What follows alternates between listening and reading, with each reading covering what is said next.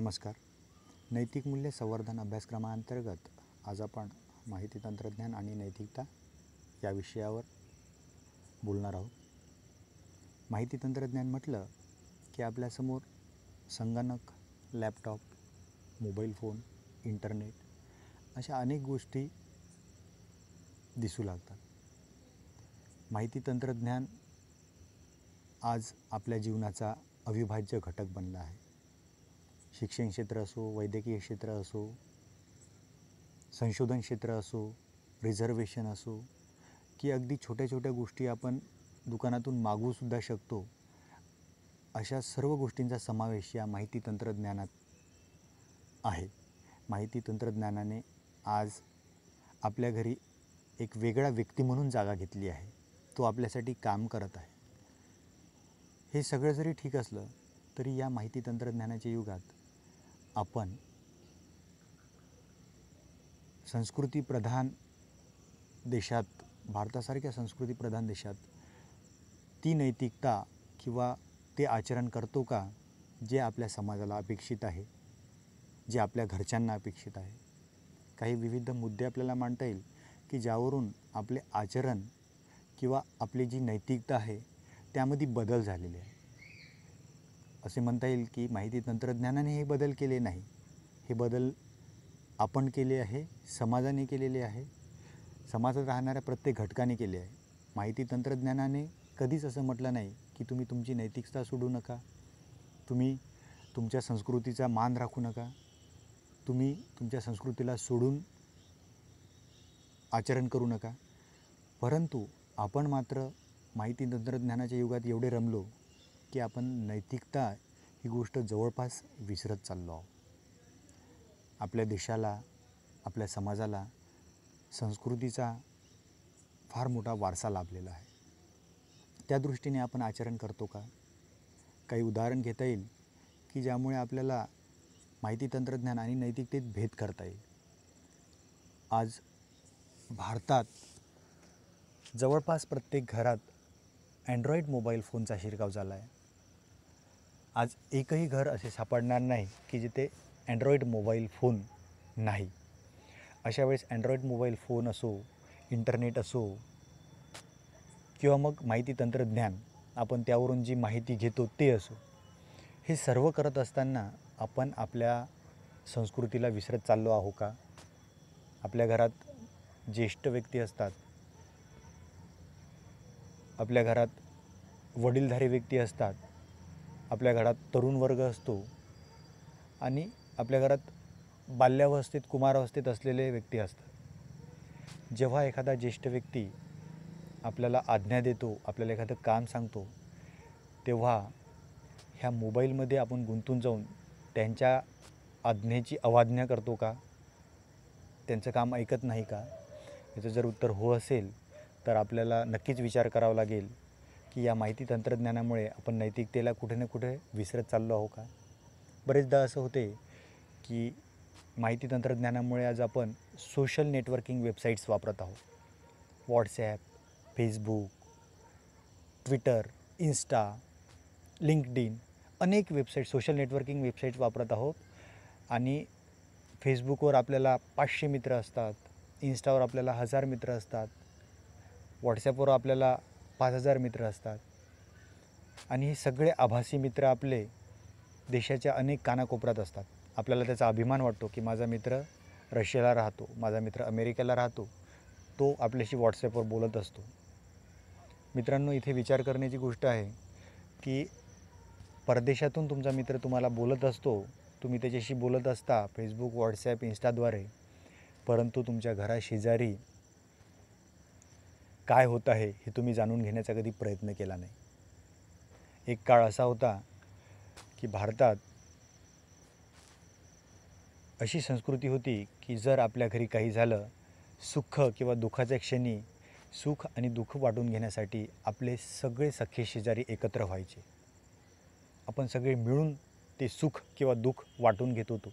आनंदात सहभागी व्हायचे, आनंद साजरा करायचा, दुःखात सहभागी व्हायचे आणि दुःख कमी करण्याचा प्रयत्न करायचे. आज प्रत्येक घरात मोबाईल फोन, माहिती तंत्रज्ञानाने शिरकाव केला. आणि आज त्या काळातील ती परिस्थिती आणि आजच्या काळातील परिस्थिती यामध्ये फरक पडला आहे.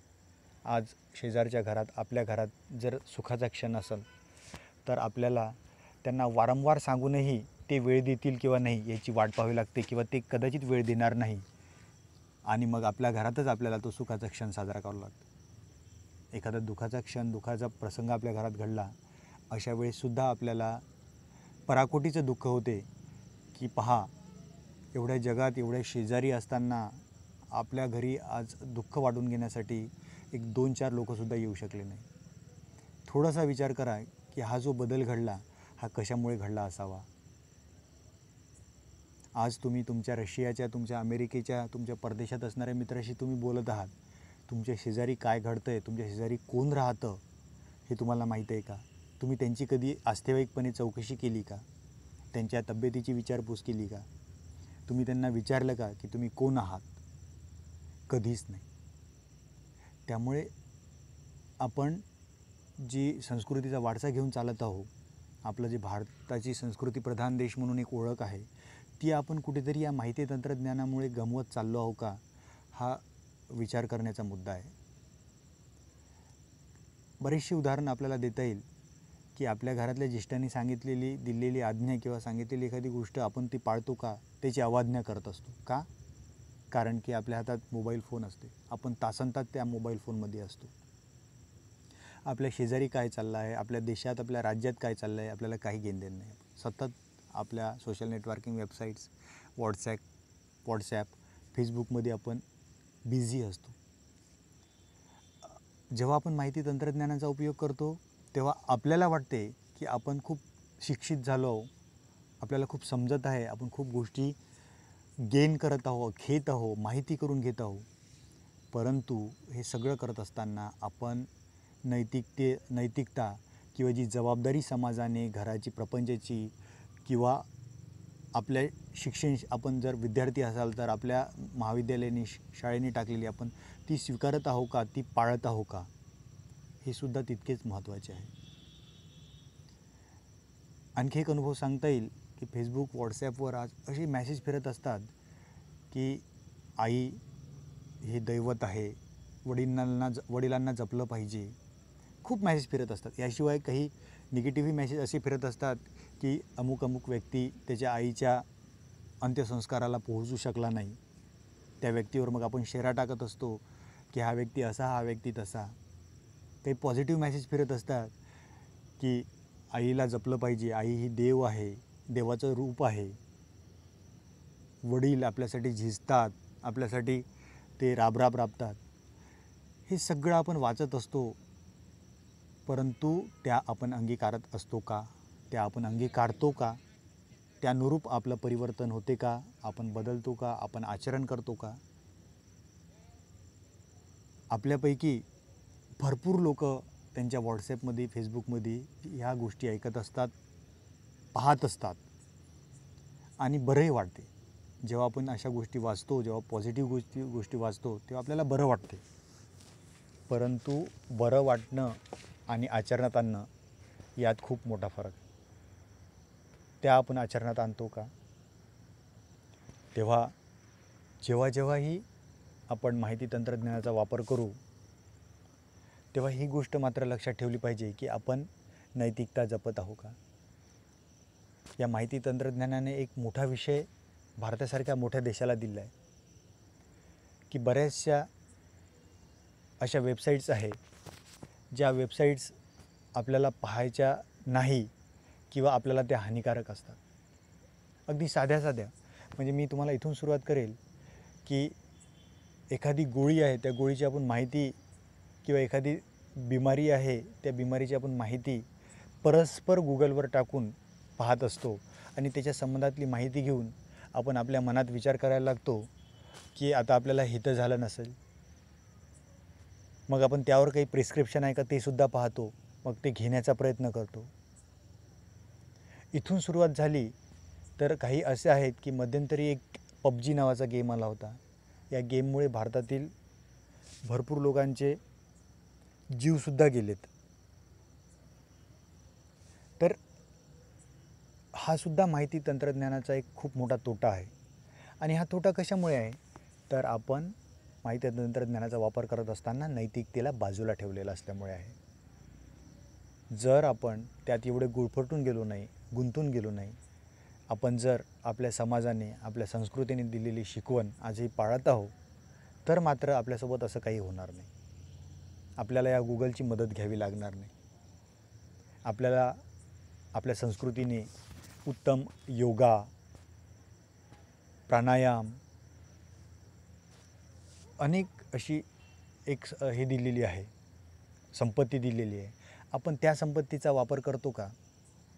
तर याचे उत्तर जर हो असेल तर ठीक, पण जर नाही असेल तर मात्र आपण माहिती तंत्रज्ञानाचा वापर तर करतो, परंतु नैतिकता मात्र बाजूला ठेवतो. आपल्याला सखोल विचार करावा लागेल की माहिती तंत्रज्ञानाचा वापर हा आपल्या चांगल्यासाठी, आपल्या समाजाच्या चांगल्यासाठी, आपल्या देशाच्या चांगल्यासाठी करावा. म्हणजे असं म्हणता येईल की माहिती तंत्रज्ञानाचा आणि नैतिकतेची तुम्ही एक सांगड घालून तुमचं, समाजाचं आणि पर्यायाने देशाचं भलं करत आहात. ह्याचा तुम्हाला विचार करावा लागेल की नैतिकता ही तुम्हाला जपावीच लागेल. ती आपल्या संस्कृतीने, ती आपल्या समाजाने मिळालेली किंवा त्यांच्याकडून मिळालेली एक वारसा आहे. मात्र माहिती तंत्रज्ञानाने त्यात येऊन आपल्या नैतिकतेला किंवा आपल्या नैतिकतेची वाट लावली, असं होऊ नये. तुम्हाला योग्य वाट निवडावी लागेल. माहिती तंत्रज्ञानाचा योग्य वापर करावा लागेल. तुम्ही जेवढे आभासी मित्रांशी बोलता, तेवढेच तुमचे मित्र तुमच्या जवळ असले पाहिजे, जे तुम्हाला जीवाला जीव देणारे असले पाहिजे. तुम्ही ज्या आभासी व्यक्तीसोबत परदेशात बोलत आहात, तेवढेच तुमच्या शेजारी तुमच्या ओळखीचे असले पाहिजे, जीवाला जीव देणारे असले पाहिजे. जेवढे रिप्लाय तुम्ही तुमच्या व्हॉट्सॲपवर, फेसबुकवर देत आहात, तेवढेच रिप्लाय तुम्ही तुमच्या घरच्याला दिले पाहिजे, तुमच्या ज्येष्ठांना दिले पाहिजे, वडीलधाऱ्यांना दिले पाहिजे.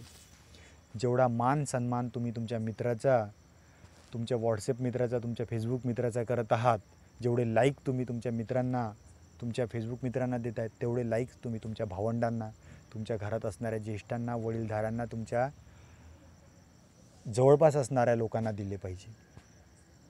जेवढा रिस्पॉन्ड, जेवढे मॅसेज, जेवढं चॅट तुम्ही आभासी मित्रांना, बाहेरच्या लोकांना करत आहात, तेवढाच रिस्पॉन्स, तेवढे चॅट तुम्ही तुमच्या सभोवताल असणाऱ्या लोकांना दिले पाहिजे, जेणेकरून तुम्ही नैतिकतेचा वापर करत आहात किंवा नैतिकता तुमच्या अंगी अजूनपर्यंत शिल्लक आहे असे सिद्ध होईल. शेवटी एवढेच सांगावेसे वाटेल की माहिती तंत्रज्ञान हा एक 8वा अजुबा म्हणून आपल्या जीवनात प्रवेश केलेला एक घटक आहे. तुम्ही त्याचा पुरेपूर वापर केलाही पाहिजे, परंतु माहिती तंत्रज्ञान वापरत असताना कृपया नैतिकता जपा. कोणताही इल्लीगल, अवैध वापर माहिती तंत्रज्ञानाचा आधार घेऊन करू नका. तर आपल्या समाजाने, आपल्या संस्कृतीने, आपल्या मातृभूमीने दिलेले संपूर्ण जे